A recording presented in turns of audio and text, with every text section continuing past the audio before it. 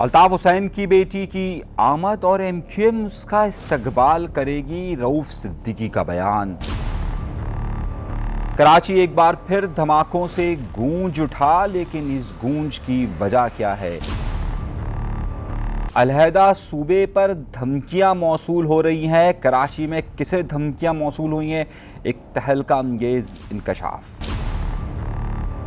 अपने प्रोग्राम का बाकायदा आगाज करते हैं अपने परवरदिगार के शुक्र से। दरख्वास्त आपसे हर बार की तरह कि अगर आपने चैनल सब्सक्राइब नहीं किया तो सब्सक्राइब का बटन ज़रूर दबाइए। बहुत अहम स्टोरीज़ और बहुत अहम मामलात पर गुफ्तगू करनी है, लेकिन उससे पहले एक हफ्ते में फिर लापता था, यानी कि ना आया प्रोग्राम में, उसके लिए माज़रत ख्वाह, लेकिन प्रोग्राम का मैं तसलसल इसी तरीके से हम जारी रखेंगे। बहुत अहम ख़बरों के साथ आपकी खिदमत में हाजिर हैं। चैनल सब्सक्राइब एक बार फिर दरख्वास्त कर रहा हूँ, ज़रूर कीजिए। आइए गुफ्तगू का आगाज़ करते हैं। और अहम नुक्ता यह है कि सबसे बड़ी बात यह हुई कि कराची शहर में धमाका हुआ। ये धमाके ने सबको हिलाकर रख दिया है, और इस धमाके की वजूहात जानने के लिए और समझने के लिए आपको बहुत सारी चीज़ें और बहुत अहम इंकशाफात में करने वाला हूँ कि आखिर ये मामला हुआ कैसे। 6 अक्टूबर करीबन कोई 11 बजे के बाद एक गाड़ी कराची एयरपोर्ट से निकलने वाले काफ़िले पर हमलावर होती है और ख़ुदकुश हमला होता है। इस हमले के थोड़ी देर के बाद ही ये इत्तलात आना शुरू हो जाती है कि ये धमाके में गैर मुल्कियों को हदफ बनाया गया है। कराची शहर में रहने वाले चाइनीज़ यानी चीनी हुकाम और चीनी जो मुख्तलिफ़ कंपनीज़ के अंदर काम करते हैं, उन्हें यहाँ पर निशाना बनाया जाता रहा है, और फुल प्रूफ सिक्योरिटी का दावा करने के बावजूद भी ये मुकम्मल नहीं हो पाता। बड़े अहम सवालात यहाँ पर शुरू हुए, और सबसे पहले ये ख़बर आना शुरू हुई कि किसी ऑयल टैंकर के अंदर धमाका हुआ है, और इसकी गूंज, अगर ये एयरपोर्ट पर धमाका हुआ है तो इसकी शारा फैसल से डिफेंस तक इसकी आवाज़ को महसूस किया गया। डिफेंस में बहुत सारे लोगों ने कहा कि धमाका हुआ है, उस वक्त इब्तदाई तौर पर मालूम नहीं हो सका, लेकिन 11:25 पर यह बात सबके पास थी कि ये धमाका कहाँ पर और किस जगह पर हुआ है। इब्तदाई तौर पर यह बात सामने आई कि धमाका हुआ है ऑयल टैंकर के अंदर, लेकिन अब जबकि मैं ये प्रोग्राम कर रहा हूँ और इस वाक़े को करीबन कोई अब तकरीबन 16 घंटे गुजर चुके हैं, बहुत अहम इंकशाफात सामने आए। एक छोटी गाड़ी इसमें हमलावर ने इस्तेमाल किए। हमलावर का जो गाड़ी का नंबर निकला है और जो इसके चेचिस नंबर से चीज़ें मालूम हुई है, उसमें किसी शाह फहाब नाम के लड़के के ये गाड़ी उसके नाम पर रजिस्टर्ड है। पुलिस अब उसके लवाहिकीन और उसकी दीगर मालूमात को जमा कर रही है। अब तक के इत्तलात के मुताबिक इसमें 4 अफराद जहाँ बाक हो चुके हैं। ये हमले की इब्तदाई जिम्मेदारी BLA ने कबूल की है, और यकीनी तौर पर दहशतगर्दी की किसी भी कार्रवाई की किसी भी तौर पर हिमायत नहीं की जा सकती। पाकिस्तान में दहशतगर्दी के बढ़ते हुए वाक़यात एक सवालिया निशान है। आखिर इन तमाम दहशतगर्दी के अनासर जो कि कभी कराची, कभी बलूचिस्तान, कभी खैबर पख्तूनख्वा, कभी लाहौर, कभी इस्लामाबाद में नज़र आते हैं, उसके पसे पर्दा उन तमाम जो कारफरमा लोग हैं उन्हें अब तक गिरफ्तार क्यों नहीं किया जाता, ये एक बड़ा ही सवालिया निशान है। लेकिन अभी इसमें मज़ीद डिटेल्स आ रही है। लेकिन इस तरह के धमाकों ने नई चीज़ें जो इंकशाफ किए वो ये कि रेकी करने वालों को किस तरीके से मालूम हुआ कि चाइनीज़ काफ़िला यहाँ से गुजरने वाला है। एन एयरपोर्ट के पास ही इस स्पॉट की क्यों फिक्सिंग की गई? इतनी सिक्योरिटी के बावजूद भी ये बात मालूम क्यों नहीं की जा सकी कि जनाब जब चाइनीज़ काफ़िला आ रहा है तो उसके इर्द गिर्द कितनी सिक्योरिटी होनी चाहिए? ये वो सवालात हैं जो उठाए जा रहे हैं। लेकिन खैर इस पर हम मज़ीद तफसीलात आने के बाद गुफ्तगू करेंगे। मगर कुछ और मामला भी हुए हैं। पिछले दिनों आपके इल्म में होगा कि पाकिस्तान के chief of army staff Karachi तशरीफ़ लाए थे। मैंने इस हवाले से बहुत तफसील के साथ आपको गुफ्तगू की थी, और मैंने आपको बताया था कि उनकी जो बिजनेसमैन कम्युनिटी से बात हुई थी, जहां उन्होंने माशी इशारों पर बहुत ज़्यादा गुफ्तगू की थी, और माशी आशारियों पर उन्होंने कहा था कि वो बेहतरी की तरफ जाएंगे। वहीं उन्होंने ये भी कहा था, और जो उनसे मनसूब बात की गई थी कराची के ताजिरों के साथ, कि इस वक्त जो इंतज़ामी सूरत हाल है उसमें नए सूबों की गुंजाइश पैदा हो सकती है। अब इस बात की गूंज बहुत दूर तक महसूस होना शुरू हो चुकी है, और ख़ास तौर पर याद होगा कि इस पर पहला प्रोग्राम मैंने ही किया था, और अब मैं आपको एक ब्रेकिंग न्यूज़ दे रहा हूं। और वो ब्रेकिंग न्यूज़ ये है कि कराची के वो ताजिर जो कि इस मौके पर वहां पर जमा थे, उन्हें बहुत सारे कौम परस्त हलकों की तरफ से न सिर्फ थ्रेड दी जा रही है, बराह रास्त धमकियाँ दी जा रही है, बल्कि उन्हें ये भी कहा जा रहा है कि अगर उन्हें इतना तंग किया जाएगा कि वो कराची शहर छोड़ दें। इसमें कुछ बड़े नाम भी शामिल है, अकील करीम डेडी जैसा बड़ा नाम भी शामिल है कि जिसे बराह रास्त धमकियाँ दी जा रही है।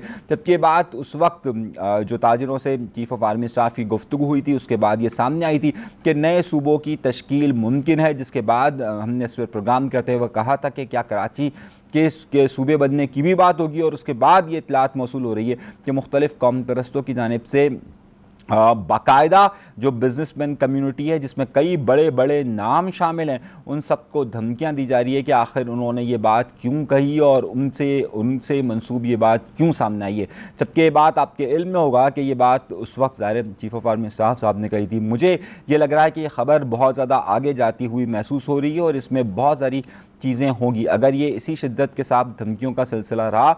और ये भी कहा गया है कि उनकी इमलाक को भी नुकसान पहुँचाया जा सकता है। मुख्तलिफ इंडस्ट्रियल एरियाज़ के अंदर मुख्तलिफ ताजिर जो वहाँ पर शरीक हुए थे उनकी मुख्तलिफ सनतों में जाकर, उनके कारखानों में जाकर भी धमकियाँ दी गई है कि कारखाने बंद किया जाए। अगर ये तमाम चीज़ें इसी तरीके से चलती रही तो ये ख़तरे की अलार्म बजना शुरू हो चुका है और आइंदा दिनों के अंदर कहीं यहाँ पर ये कोई लिसानी फ़साद की सूरत इख्तियार ना कर जाए। ये मैं आपको अभी से इशारतन बता रहा हूँ, लेकिन ये इतलात सामने मौसूल हो रही हैं। दूसरी बड़ी ख़बर, एक और बड़ी ख़बर, हम ज़रा सा तबीयत हमारी ख़राब थी तो उसके बाद एक ख़बर आई और ख़बर ये आई कि जनाब वाला अल्ताफ़ हुसैन साहब की साहबजादी के हवाले से, इफ़्ज़ा अल्ताफ़ साहब के साहिबा के हवाले से ख़बर जंग अखबार ने छापी और एक न्यूज़ एजेंसी ने उन्हें ये ख़बर दी थी। ख़बर बड़ी अजीब व गरीब थी, मैं ख़ुद पढ़कर सोचता रहा कि ये ख़बर कहाँ से शुरू हो रही है और कहाँ ख़त्म हो रही है। जो ख़बर थी उस ख़बर में ये लिखा गया था कि जनाब अल्ताफ़ हुसैन साहब की साहबजादी ने अल्ताफ़ हुसैन साहब की मर्ज़ी से ये फ़ैसला हुआ है कि उन्हें पाकिस्तान की सियासत में दाखिल किया जाएगा। अच्छा पहले मैं ख़बर आपको बता देता हूँ, फिर मैं आपको उसकी मज़ीद तफ़सीलात से आगाह करता हूँ कि हमारे पास इस हवाले से क्या ख़बर आई है। उसके बाद हुआ ये कि उस ख़बर में मज़ीद ये लिखा गया था कि वो अजीज़ाबाद की नशिस्त से ही इलेक्शन लड़ेंगी और फिर उसमें ये कहा गया था कि वो NQM पाकिस्तान में शामिल होगी। अब बहुत सारी कॉन्ट्राडिक्शन थी। जब हमने ख़बर पढ़ी तो सबसे पहली बात ये थी कि ख़बर लाहौर से NNI न्यूज़ एजेंसी के थ्रू जंग अखबार ने छापी और जब ये छापी है तो सबसे पहली बात ये थी कि इसमें कहा गया कि अल्ताफ़ हुसैन साहब ने अपनी साहबजादी को सियासत में दाखिले का कहा है। और तो पहला सवाल तो यहाँ पर ही आता है क्योंकि अब तक की जो मालूमात थी उसमें अल्ताफ़ हुसैन साहब की साहबजादी का सियासत में कोई भी इन्वॉल्वमेंट अभी सामने नहीं आया था। फिर दूसरी इत्तला थी उस ख़बर का हिस्सा ये थी कि वो अजीज़ाबाद के इलाके से इलेक्शन लड़ेगी। अच्छा, अब तक अल्ताफ़ हुसैन साहब की फ़ैमिली से किसी ने इलेक्शन लड़ा नहीं है, तो ये भी एक बड़ा डाउटफुल था कि जनाब किस तरीके से इलेक्शन लड़ा सकता है। फिर वो NQM पाकिस्तान में शामिल होंगी, तो अब ज़ाहिर NQM पाकिस्तान में शामिल होने की बड़ी अजीब खबर थी कि मुमकिन नहीं है कि अल्ताफ़ हुसैन साहब की जो इस वक्त सियासत की सूरत हाल है और जो उनके ताल्लुकात हैं वो NQM पाकिस्तान से कतई तौर पर बेहतर नहीं है। खैर ये ख़बर आई। उस ख़बर के कोई 4 जब ये सुबह अखबारात में छपी है ख़बर और उस शाम के वक्त कोई 6 या 7 बजे के करीब MQM लंदन की तरफ से स्टेटमेंट जारी होता है कि नहीं जी ये ख़बर झूठी है और इस तरह का कोई भी फ़ैसला नहीं हुआ। बात यहाँ दब जाती है, लेकिन ज़ाहिर है सहाफ़ियों को भी कुछ चुटकुले चाहिए होते हैं, कुछ और भी चीज़ चाहिए होती है। तो रऊफ़ सिद्दीकी साहब NQM पाकिस्तान के बड़े रहनुमा शामिल होते हैं। रऊफ़ सिद्दीकी साहब ने अल्ताफ़ हुसैन साहब के किसी ज़माने में बड़े करीबी समझे जाते थे, कई बार उनके दौर में वज़ीर भी रहे और उन पर उन्होंने कई किताबें भी लिखी है, शायरियाँ भी उन्होंने बहुत सारी की हैं। तो हुआ ये कि वो एक अदालती मामले में जब अदालत पहुँचे तो वहाँ सहाफ़ियों ने उनसे पूछा कि ये ख़बर आ रही है, तो उसके बाद उनकी तरफ से ये स्टेटमेंट जारी हुआ, बल्कि उन्होंने स्टेटमेंट ये दिया जो मुख्तलिफ़ अखबारात में भी छपा और बाकायदा इसका वीडियो क्लिप भी मौजूद है कि जिसमें वो कहते हैं कि हाँ भाई अगर वो आई तो हमारे बारी की साहबजादी हम ज़रूर जाएंगे उनका इस्तकबाल करने के लिए। अब उसके बाद वो नई बहस का आगाज़ हो गया, लेकिन ये तमाम की तमाम बातें फ़िलहाल लफ्फ़ाज़ी है और उसमें कोई हकीकत पर मबनी कहानी नहीं है।